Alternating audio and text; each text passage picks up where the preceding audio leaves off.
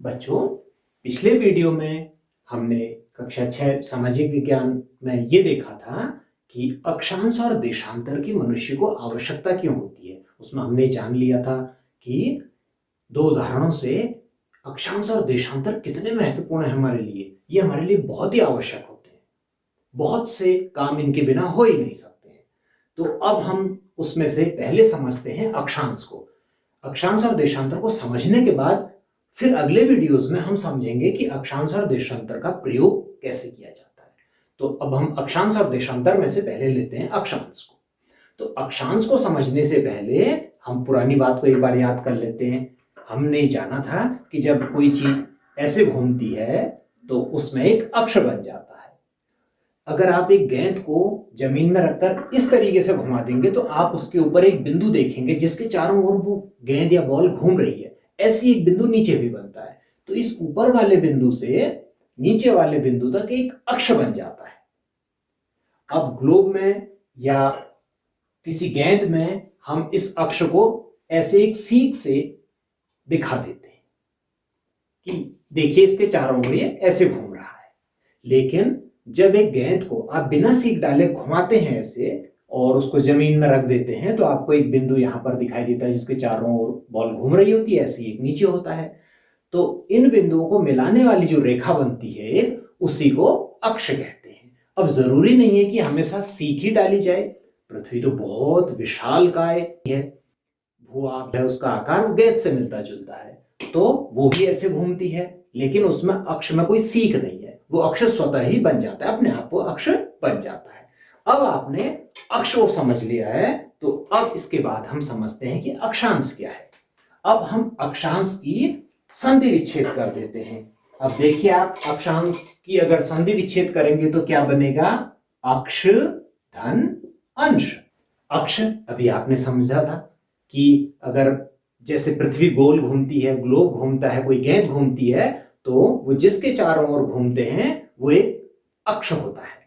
उस अक्ष के अंश, अक्षांश का अर्थ है अक्ष के अंश, अक्ष धन अंश। अंश का अर्थ होता है भाग या हिस्से।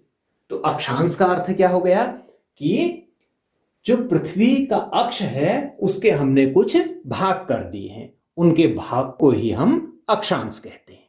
बच्चों, आपने देखा था कि ये अक्ष है पृथ्वी का। हमने पृथ्वी का एक नमूना ले लिया ग्लोब की भांति और ये बताया था कि विषुवत रेखा पृथ्वी को दो भागों में बांटती है। ऊपर वाले हिस्से को या विषुवत रेखा से उत्तरी ध्रुव तक के हिस्से को हम उत्तरी गोलार्ध कहते हैं और विषुवत रेखा से दक्षिणी ध्रुव तक के भाग को हम दक्षिणी गोलार्ध कहते हैं। तो विषुवत रेखा से अगर एक सीक हम ऐसे डाल दें सीधे इसके आर पार, तो देखिए ये सीक इस अक्ष के साथ मिलता है।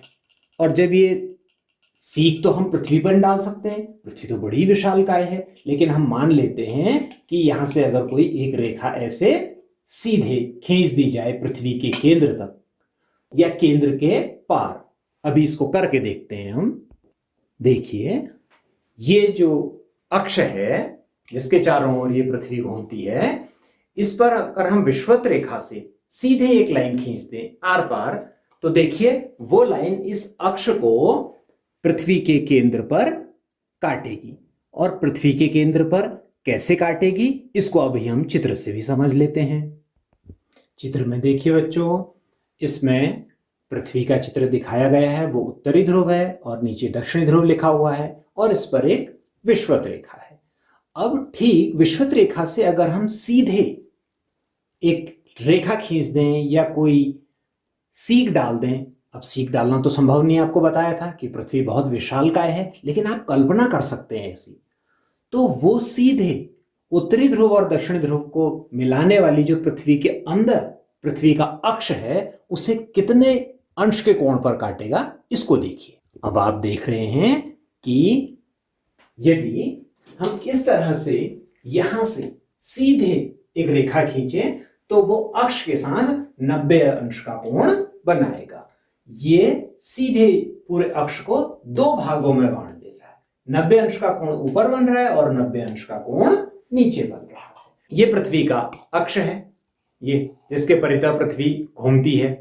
अब हमने विषुवत रेखा जो आपको दिखाई दे रही है, यहां से एक रेखा खींच दी और इस मॉडल में हमने सीक डाल दिए। अब ये सीक जो सीधे इसके अंदर जा रही है, ये अक्ष के साथ कितने अंश पर मिलेगी?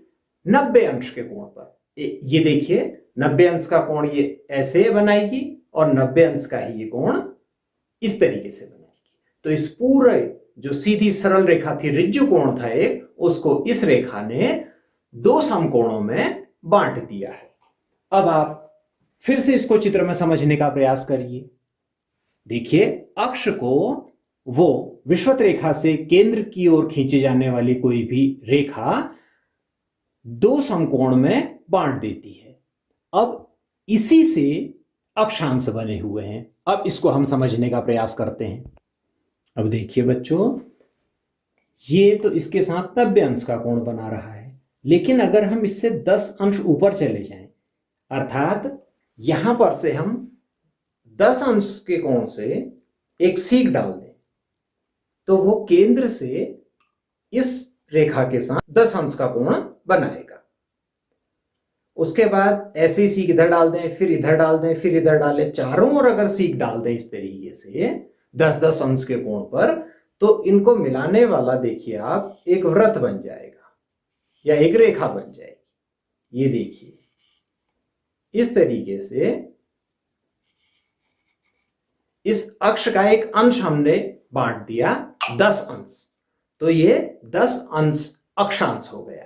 इसी तरह 45 अंश पर एक अगर डालें हम, तो आपको दिखाई दे रहा होगा ये एक रेखा और बन जाएगी। इसी तरह फिर एक अंश, किसी अंश का कोण अगर हम खींचे 60 अंश, 70 अंश, 80 अंश, तो एक रेखा और बन जाएगी। इस तरीके से इस पर रेखाएं बनती चली जाती हैं। ये देखिए ये और अब देखिए 90 अंश जो विषुवत रेखा से 90 अंश है, जो अक्ष है, उस पर केवल एक ही सीक डाली जा सकती है। तो जो उत्तरी ध्रुव है या 90 अंश का जो अक्षांश है, वो केवल बिंदु मात्र ही रह जाएगा, उस पर ऐसे रेखा नहीं बनेगी। तो इस तरह हम देखते हैं कि सबसे बड़ी रेखा कौन सी बन रही है इस पर? विषुवत रेखा बन रही है। विषुवत रेखा से जब दक्षिण की ओर जाएंगे तो फिर गेंद का आकार आप देख रहे हैं, तो ये रेखाएं फिर से छोटी होती चली जाएंगी। ये देखिए इस तरीके से ये दक्षिणी अक्षांश बन जाएंगे। विषुवत रेखा से उत्तर की ओर को बनने वाले अक्षांशों को उत्तरी अक्षांश नाम दे दिया गया है, और विषुवत रेखा से दक्षिण की ओर बनने वाले या दक्षिण ध्रुव तक बनने वाले अक्षांशों को दक्षिण अक्षांश नाम दे दिया है। तो ये 10 अंश दक्षिणी अक्षांश, 20 अंश दक्षिणी अक्षांश, 30 अंश, 40, 50, 60, 70, 80, 90। 90 जो है देखिए इसके साथ ये 90 अंश का कोण बना रहा है पृथ्वी के केंद्र पर अंदर। तो ये भी केवल बिंदु मात्र ही रह जाएगा, क्योंकि यहां से केवल एक सीक डाली जा सकती है। यहां से तो हम हर जगह पृथ्वी की सतह पर यहां कोण बना सकते हैं केंद्र पर, लेकिन यहां से केवल एक ही सीक डाली जा सकती है। तो 90 अंश उत्तरी अक्षांश और 90 अंश दक्षिणी अक्षांश, जिनको कि हम उत्तरी ध्रुव और दक्षिणी ध्रुव कहते हैं, ये केवल बिंदु मात्र होते हैं। और सबसे बड़ा अक्षांश कौन सा है? सबसे बड़ी रेखा कहां पर बनेगी? आपको पता है, ये गोले की जो ये पूरा ये वाला हिस्सा है, परिधि है, यहां पर सबसे बड़ी रेखा बनेगी, क्यों? इसका यहां पर ही लंबाई अधिकतम होती है। अब इसको हम चित्र में समझते हैं। अब आप देखिए विषुवत रेखा से ठीक केंद्र पर जाने वाली रेखा अक्ष के साथ, उत्तरी ध्रुव वाले और दक्षिणी ध्रुव वाली जो अक्ष है उसके साथ 90 अंश का कोण बनाती है। लेकिन वही रेखा यहां पर विषुवत वृत्त के साथ 0 अंश का कोण बना रही है। दिखाई दे रहा है आपको?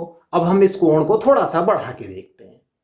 अब देखिए विषुवत रेखा के साथ जहां पर 10 अंश लिखा है, वो 10 अंश का कोण बन रहा है, ठीक जिस तरीके से गेंद पर, गोले पर या पृथ्वी पर, ग्लोब पर बनता है। इस कोण को फिर बढ़ाकर देखते हैं।